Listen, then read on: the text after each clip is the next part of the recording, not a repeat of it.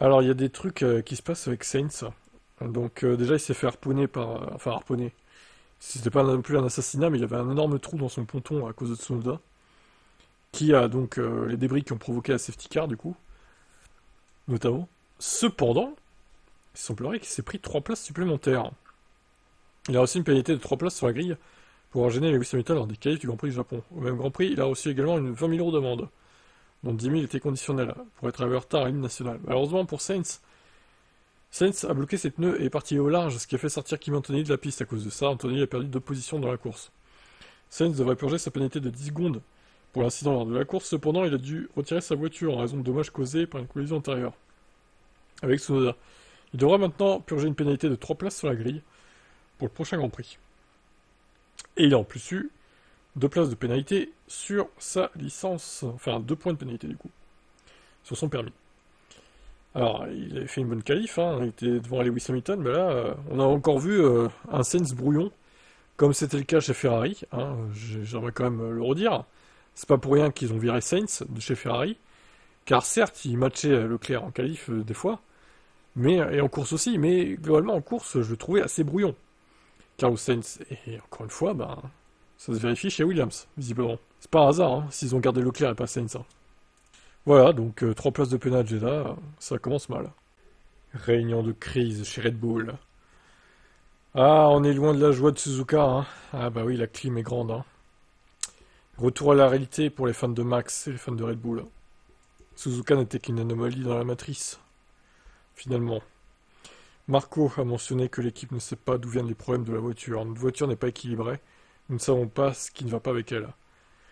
De plus, Verstappen a connu 2 arrêts très lents. Le Néerlandais n'était pas content. Si ensuite aussi les 2 arrêts au stand se passent mal, l'humeur de Max est affectée. Avec une telle performance, le championnat ne se réalisera pas. Marco a parlé de problèmes structurels persistants chez Red Bull. C'est une période difficile, mais le personnel technique doit s'asseoir et d'aborder les problèmes ouvertement, puis essayer de sortir de cette impasse ensemble. Il ne s'agit pas de course ici, mais les problèmes sont là depuis longtemps. Et nous tournons en rond. Et ça va faire qu'empirer, je pense. Car la concurrence s'améliore, de course en course. La concurrence hors McLaren, parce qu'eux sont déjà au sommet. Le conseiller de Red Bull a ensuite expliqué que ça se résume principalement à un domaine de la voiture. Je pense que c'est principalement l'aéro. Après le Grand Prix de Miami, la phase européenne de la saison commencera.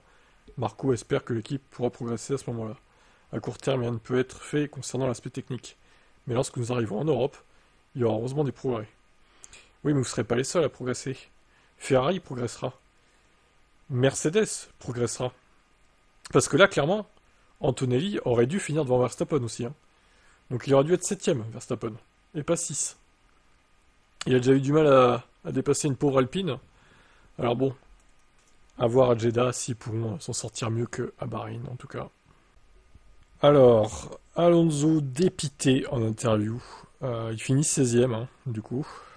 I won 3 times here, so J'ai gagné 3 fois ici. now we are out of the points, and it will be Aujourd'hui, on a été hors des points, ça va être difficile de marquer des points. difficult to score points this weekend, this year. I think we repeated Je vais répéter plusieurs fois. many times. We were lucky to have 10 points already On est déjà chanceux d'avoir 10 points, tous marqués par Stroll d'ailleurs. in the team, but I'm afraid that are not enough at the end of the J'ai peur que ça soit pas assez à la fin de l'année. championship. But yeah, we need a special circumstances On a besoin de circonstances spéciales pour inscrire des points cette saison. to score points this year. I won 3 times here. C'est tout, voilà.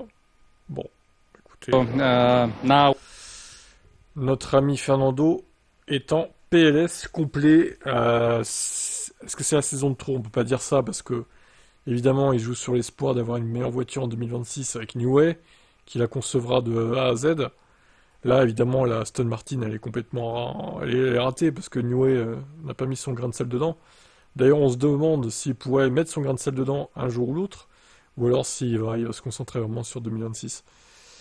J'ai l'impression que ça va être une saison de transition hein, pour Aston Martin. Là.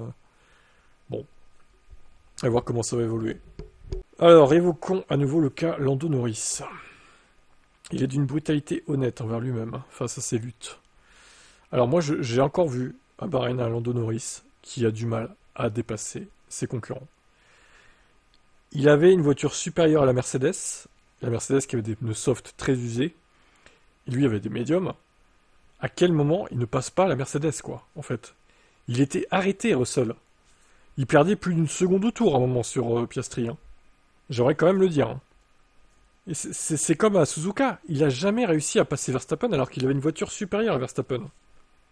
Je souhaite savoir. Je voudrais connaître la réponse. Je n'ai pas de réponse, honnêtement, même pour moi, que je la partagerai avec vous. Je ne sais pas. Je sais juste que quand vous êtes un athlète, vous êtes un pilote, peu importe ce que c'est, vous savez simplement quand les choses s'enclenchent, quand vous vous sentez confiant, quand vous vous sentez à l'aise. Je suis convaincu d'avoir tout ce dont j'ai besoin et d'avoir ce qu'il faut. J'ai aucun doute là-dessus. Je suis assez bon et toutes ces choses. Mais quelque chose ne clique pas tout simplement avec moi et la voiture.